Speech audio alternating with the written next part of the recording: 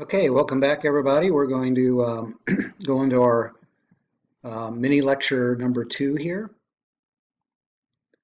And we're going to talk about the supply chain management process. A lot of you may have heard supply chain management organization.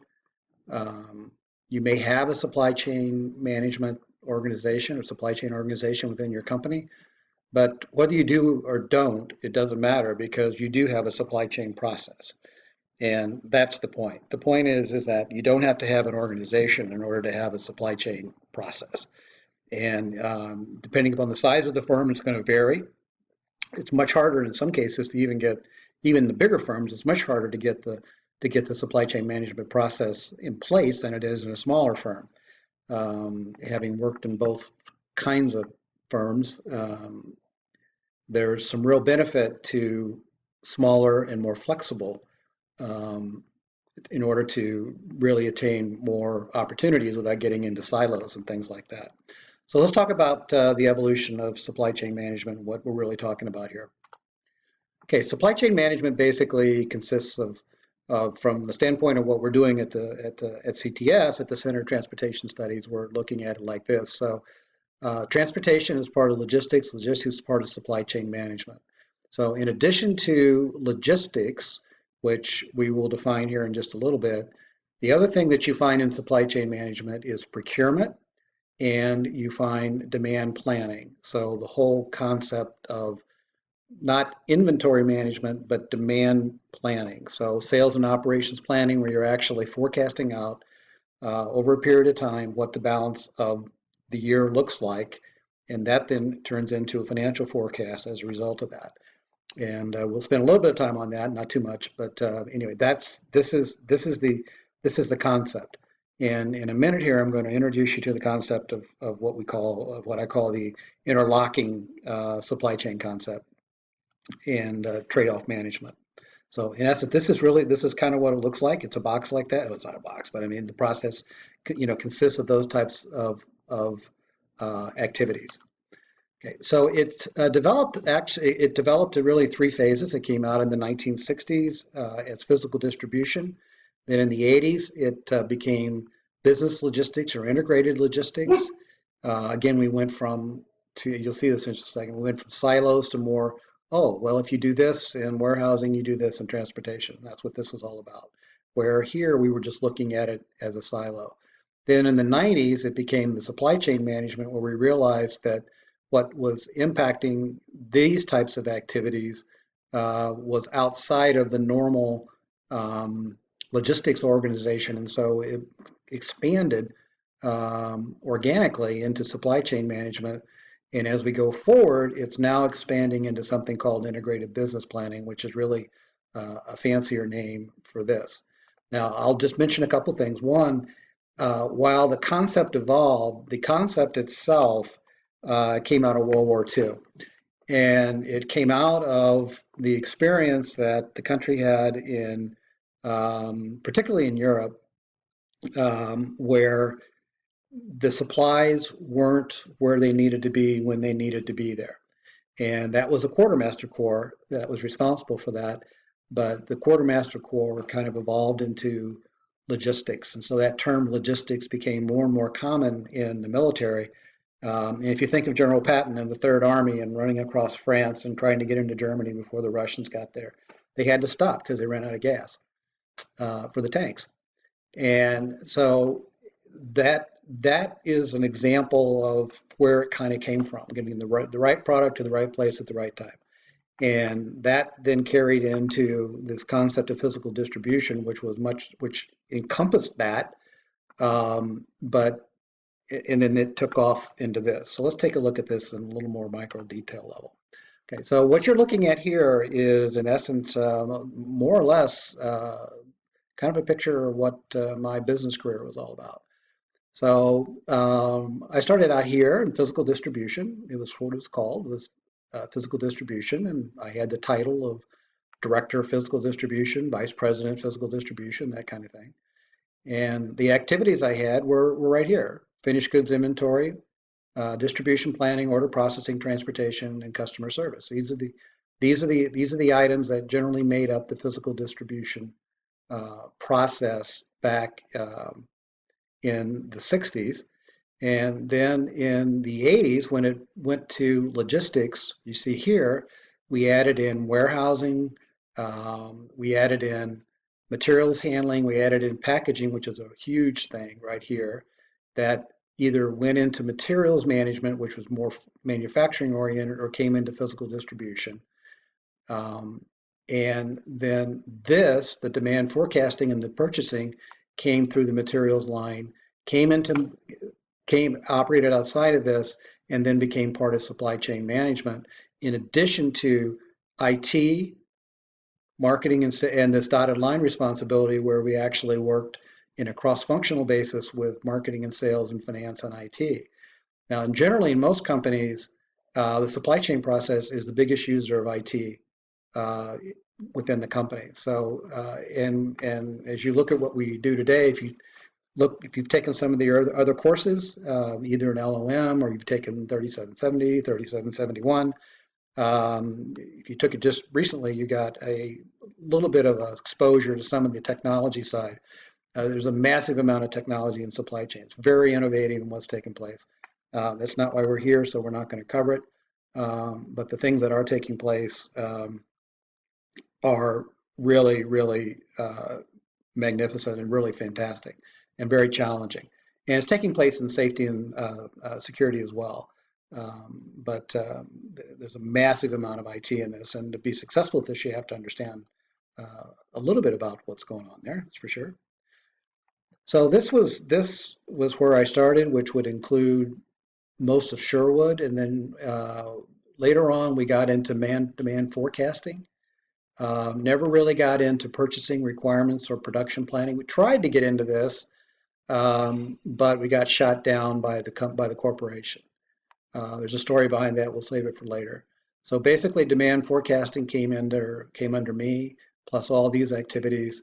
And then when I went over to Emerson, we began. It was kind of a looking back more at just this transportation and distribution planning and inventory. Those were the three areas we were looking at strategically, and looking at it strategically across all the divisions. And then on the supply chain side, this is really what I did at Karcher, where all this really came underneath me. So we managed all that. Okay, so this is the definition, and we're not going to read it to you. You can read it at your convenience, but you can see there's some very key words here. It's planning and management. It's also coordination and collaboration, and that's the key thing, collaboration. That whole idea of collaboration outside of the firm itself, and being able to exchange data, receive data, send data, exchange plans, and make each side aware of where you're going and what you need to have.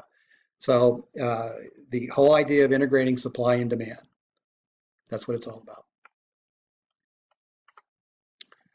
So when we look at it today, what we're looking at is products that are manufactured today are just this. They're the cumulative efforts of multiple organizations. Very rare today, or it's less, it's not to say it's very rare, but it's less common that all the components that go into an assembly or go into any kind of a finished good, if you will, are made by one company internally, a vertically integrated company. It's generally, if you're looking for the best value, you tend to find it in other locations around the world. So, and that can be next door, Mexico and Canada. I'm not saying it has to be overseas or anything like that. So again, the active management and the fact that these organizations are all linked together through physical information and financial flows. This is a huge thing that came out when the supply chain management concept came out, was the impact of the financial flows. And when we talk about risk, we're going to talk about financial flows, because that's one of the first places you're going to want to look in doing a risk assessment, is to go back to your financial flow and understand, where's the money going? Which direction is it going? Where am I getting it from, and who am I sending it to? And that then becomes almost the first step in developing your process map. is being able to identify those key partnerships and make sure that you really understand what those partnerships are and are doing everything that you want them to do. So that's what that's all about. Things are, companies today, companies everywhere, not just in the United States, but everywhere, are looking at the world as a place where they can make their products and they can sell them. And with the growth, particularly the growth, the fast growth of the middle class in some of the more developing countries, India, for example, China is another good one. Brazil and Russia are in a bad spot now. Those make up what we call the BRIC countries. Sorry, BRIC countries. But certainly India and China, when you look at that, you're looking at potentially well over 1 billion people just in those two countries that could make it into the middle class and drive demand from all over the world. So that there's different actions you're going to take place depending upon your ability to grow those markets. So goods they're designed, they're marketed, and they're built through these global supply chains. This is something that you've probably heard some about in the election. Is that it's just not so simple to move manufacturing back to any home country, whether it's Germany, which they're doing it, or France, they're doing it, the UK is doing it, the US is doing it, China's doing it, China's going the other way too, because the supply chain isn't there. The components of the supply chain are simply just not all in one place anymore. So you source everywhere, you manufacture everywhere, and you sell everywhere.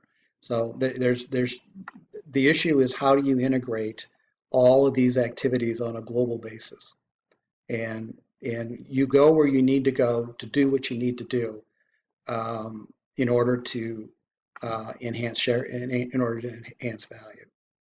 So that's the challenge. So what's driving it? As we just said, there's markets that are expanding, there's markets that are exploding, and there are markets that are declining.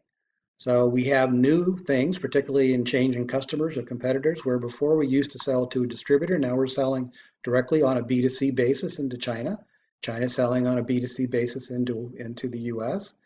Tax laws are very much a barrier, and been a lot of talk about revising the tax laws to make it more beneficial to stay here in the home country.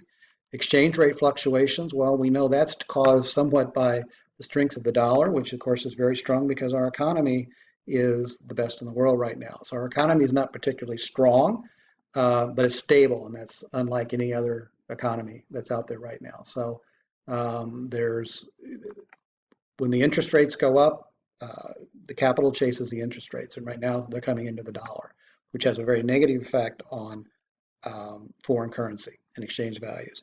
Environmental laws, we'll talk a little bit about that because that's part of the safety side of this for sure.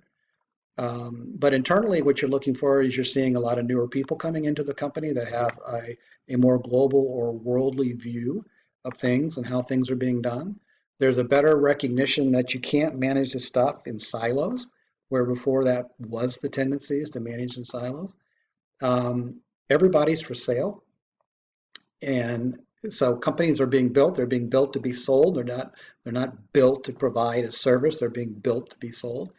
Companies are offering different kinds of services, and it's been hard coming out of 2008 through 2011 to meet performance expectations, which leaves vulnerability here, and just the changing nature of organizations, which we're going to talk about here in a minute, is also another aspect of this.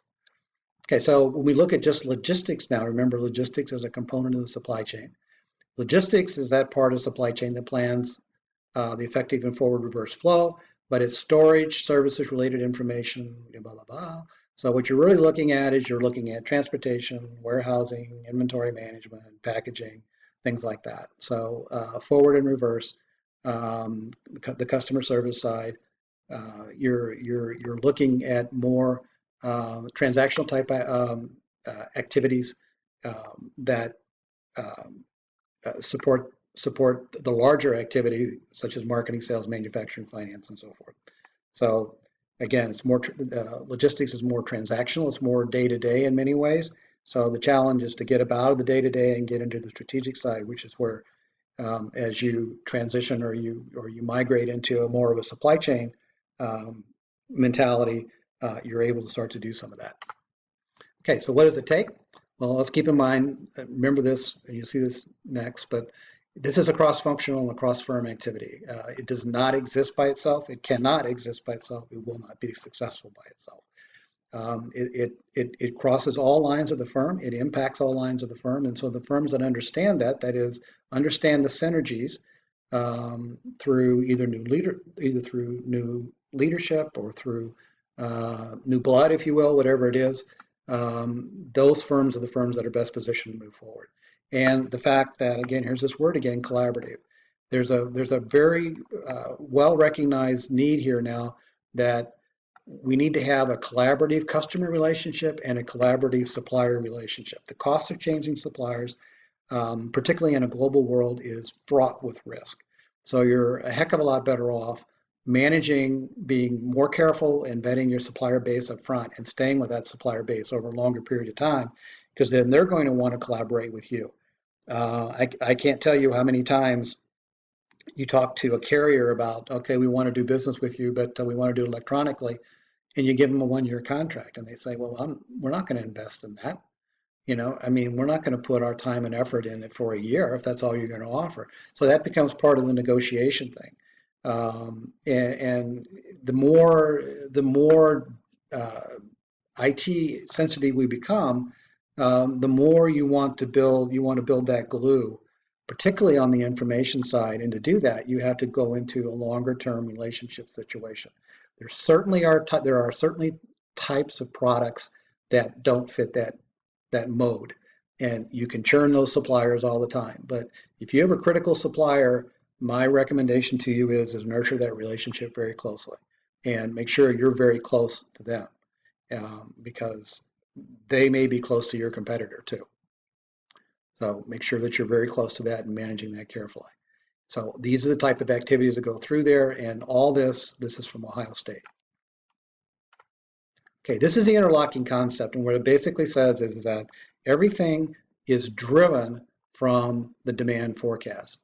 So whatever happens in demand planning, the demand forecast, however it's affected, if it's affected by competitive actions, it's affected by new products, loss of customers, whatever it is, all these activities, including capacity, including quality, including transportation, availability of service. Do you have warehouses big enough to take all this in?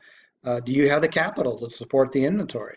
So all of these things go through a filter and go into a demand forecast. And this demand forecast, which is generally considered to be a sales and operations planning input, is cross-functional. So it may not be led by the supply chain, by a supply chain organization, though the supply chain organization, if you have one, is probably better able to understand the data and format the data and configure the data to lay out what it looks like from a historical perspective, which we also call prescriptive. So when you look at it from an historical perspective, you see the trends, you see the items, you see the sales, you see where the sale, you slice and dice to see where it's taking place, and you try to understand all that. And what you're doing here is you're actually modeling the firm going forward. So it has to run in parallel with what the financial guys are putting together and building their forecasts around. So in the ideal world, this effort creates the forecast, creates the financial forecast. Now that's really hard to do in a big company. It's much easier to do in a smaller company. And even when you do it, there may be some conditions that your CEO doesn't share that requires them to modify it one way or the other. But the most important thing is you're preparing a forecast that says this is what it looks like. And rarely is it going to look like what it looks like historically. So you start with that, you get the best tools you can, you get the best engines you can to drive an historical view of the activity that's taken place, and then you add on to that new customers, losses of customers, new products, manufacturing capacity issues, transportation issues, supplier issues. All of these things all go into that forecast, and out comes a demand forecast that the company gets behind and supports. Not just the supply chain organization or the inventory planners. The company has to get behind this. So that's why this is a very, very key process. And from there, all this other activity is derived. The plants order, they order against their suppliers, they start their planning, they schedule their labor, they do, they have warehouses, they have packaging they have to buy, they have to arrange transportation. All of these things happen. We do the same thing on the logistics side, and all this drives into asset management and cash management, ultimately get to the customer. And there's a reverse side of this as well too. So that's part of your external foresight. Here's your reverse side. So this is the idea here, is this drive wheel right here drives all of this, and this is basically the integrated concept. And you may say, well, the financial guys don't care. Well, they should care, because forecasting fits right into these buckets right here, and as do all the other things in terms of cost of sales, which is where your operation costs are. But when you look at what takes place in your inventory, it drives your receivables, it drives your liabilities, it drives your need for fixed assets, or whether you want to have fixed assets. But it definitely drives this all the way across. So this is a relationship. This is why it's important internally, is that people understand that what you do in that process drives the company. So we're talking about doing this on a global basis. So we're looking at raw material suppliers that are all over the place, component suppliers. And if you think about the Apple supply chain, all of this takes place. I mean, they get things from Pennsylvania and take it to China to assemble it, Foxconn. So because the screens are made in China, the only place they're made. So this is the type of thing that you're looking at, and from a supply chain perspective, every one of these little nodes here has an element, has a supplier there, or some type of activity there that brings an element of risk into the game. And so your job here and our job here is to manage and mitigate whatever, to identify it and mitigate that risk. And the more extended you get, the bigger the risk becomes, because the data, this is your ERP right here. ERPs are not really designed to work out here. ERPs work internally. That's where they work the best. They share data around within their enterprise.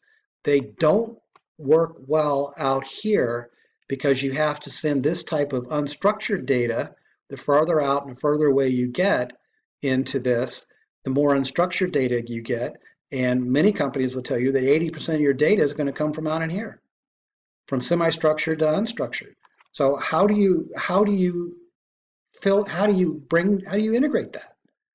Well, you can use third parties. That's one way you can do it. There's certainly ways to do it, and people are doing it every day. I've done it. You use people to structure unstructured data for you, because this won't do it. And since there's so many different versions of this, you're not going to get every customer out here or every supplier to accept a certain structure, file format or file structure, unless you're using standard transaction sets, which even those are sometimes really not standard. That's another thing you'll find out too if you haven't already. So let's talk a bit about organizations, because at the end of the day, as I mentioned to you, it's not necessarily a formal organization. It is a group of organizations. It could be a formal organization plus a group, but it is a process, and that's the point. You identify the people that impact the process and bring them together, and you work through the problem together as one organization. Now that's much easier said than done, because everybody has their own viewpoint on what's important. And the beauty of something like sales and operations planning is that you can actually model the answer. before you agree on what it is. And that's why you want to have your senior staff in there. You want to be able to present it to your senior staff and say, well, manufacturing says this. Well, if we do that, this is what's going to happen. And sales says this, and if we do that, this is what's going to happen. So this is what it looks like, and then work together to come up with some kind of consensus. That's the name of the game that everybody backs. Okay, so organizationally, there's multiple types of organizations. We're not going to spend a lot of time on it. There's functional organizations, so that's transportation, that's warehousing, that's procurement, that's customer service. There's hybrids where you have a little bit of all this, but not everything. You have a centralized where everything is sitting in one location, or you have maybe it's in your divisions. At Emerson, it was in the divisions. It's where all this took place. In other companies I've been in, it's been centralized. Sherwood was centralized for the most part. I've never been in one of these, and I've been in this. So I've been through different types of these, and here's the point behind it. The culture of your organization has a massive amount to do with your ability to succeed at this, and so that's the message. Okay, so if you're in an organization that is very functionally oriented, where incentives are not aligned around the company success or the company goals or whatever, then it's much harder to change performance than it is if everybody is more or less coalesced or aligned around objectives. And so you have to prove the value of this, but it's there, and if you do, you're going to look like a hero. So this is a very busy slide, but basically it's kind of giving you just kind of a look at, if you look down the opportunity, if you look down the activity side over here, you can see generally transportation, the majority of there's full authority under one party. There's still a percentage that's shared. And then there's even a percentage where there's no, so where there's no authority at all. So you can kind of get some ideas of, you can see the trend line here. Looks like this. You can see that things like customer management is more of a shared opportunity. Environmental management is shared, so forth and so on. It's just a slide to give you an idea that how organizations can change. But if you're going to coordinate it, you have to coordinate it through drivers, and the drivers look like this. So you need to do this. You need to achieve some kind of a goal alignment, and you do that looking at these kinds of things. You need to drive synergies. So this is what you're looking for right here. So a lot of it comes around to sharing information, groups and information. So working together is crucial. Obviously, promoting product knowledge is not a huge thing in networking relationships, but goal alignment and synergies is huge here. In system and processes, you have to have a goal alignment and you have to manage interdependencies. So you can see this. You see how it works. Here's the other thing. I talked about new leadership, and this is something that I've experienced and I see today every day, which is that there's a new boss in town, and that boss has come up very different than the bosses that they're replacing. And you, as the newer supply chain managers are coming up, are very different than the experiences that I have. You're a lot more tech savvy. You've used PCs. You're very comfortable with it. You're more familiar and comfortable with digitization. You're probably more a risk taker, and you're going to make a decision a heck of a lot faster than what it used to take, where we had to go through bureaucracy to get things done. Now companies are flatter, and those jobs, those kinds of jobs have gone away.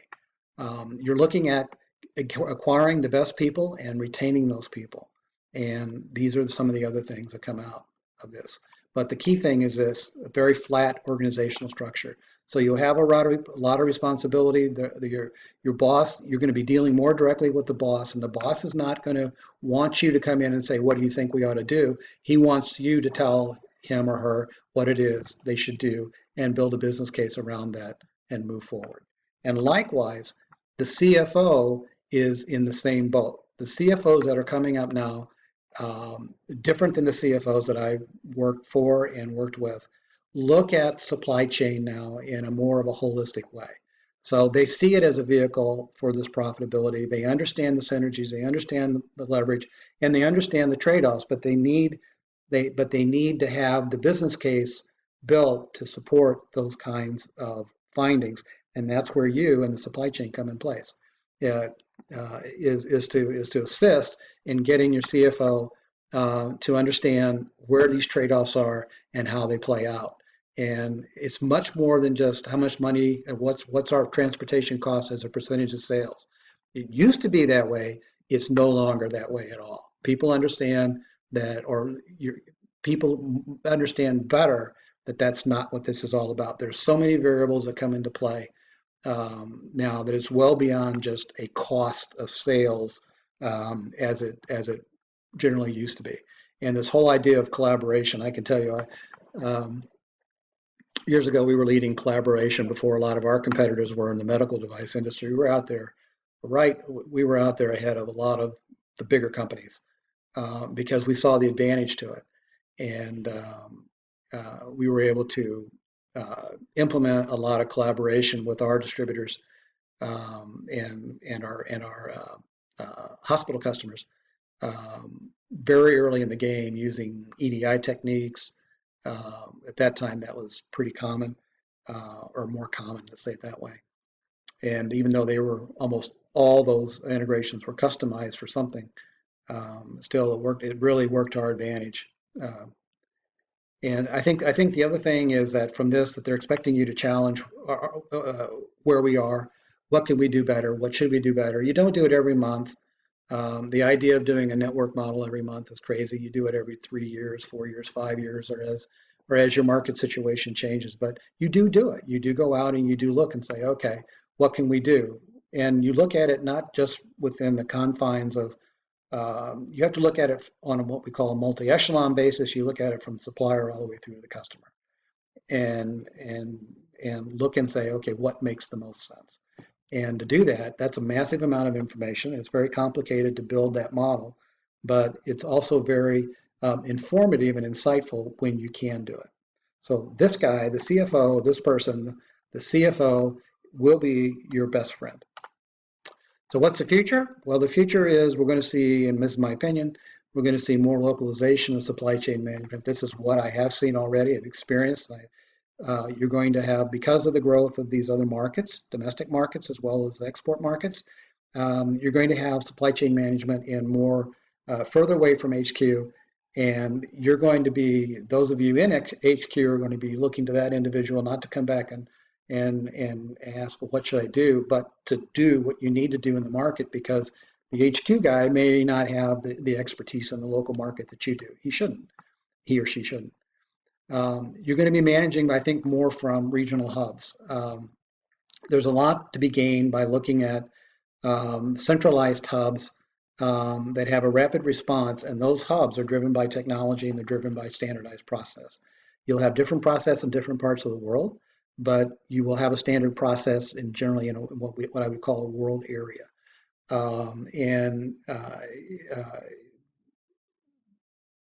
Since I can tell you this will work because I've done this, and you use multiple parties, you will use a 3PL in some cases to do some of this, depending upon how far you go. But you will use, as we spoke about in the first section there, multiple partners, and you use a few. You may use a common one across everything, but generally not. You look for the best of the best, and it's going to be driven by this, not cost, but it's going to be driven by their ability to integrate the technologies and the information flows. The cost almost is secondary to that, because that ability to get visibility, you can't put a price on it. You're going to see this. You're going to see manufacturing rolling back from a low-cost country model and low-cost country sourcing, because what people are finding, particularly on the manufacturing side, is that the weighted average productivity cost is much higher in some of these countries than what was expected. People were chasing a low-cost labor dollar when in fact the productivity, which is net equality, is not equal to what you were getting before, and so that cost was not as well understood. And I think you would see a lot of people would tell you they might take a second look at it if they had to do it again. The other thing is, of course, is the introduction of automation in the developed countries. Certainly, robotics is the driver here, and you're going to see more and more of that. So if it does come back, it's not the same job that's coming back, and there won't be nearly as many of them. So this is something that's taking place. On the other hand, there'll be some manufacturing that will move from the home country to a new domestic market. So if all of a sudden, if you're servicing China from the US, for example, your market potential may grow to a point where you'll need to move that to China in order to really compete. And that should be expected and not looked at as not patriotic. Procurement sourcing will be the least centralized for obvious reasons. Procurement is moving from transactional to strategic. So we're talking about supplier relationships. And again, this whole idea of identify your risk, understand who your key suppliers are, and manage those differently than your MRO supplier. That's a very different game. So realize that there's stratification of different people, and that's what this is. And to be successful going forward, you've got to be a business person. You have to understand finance, you have to understand manufacturing, you have to understand trade-offs, you have to understand marketing.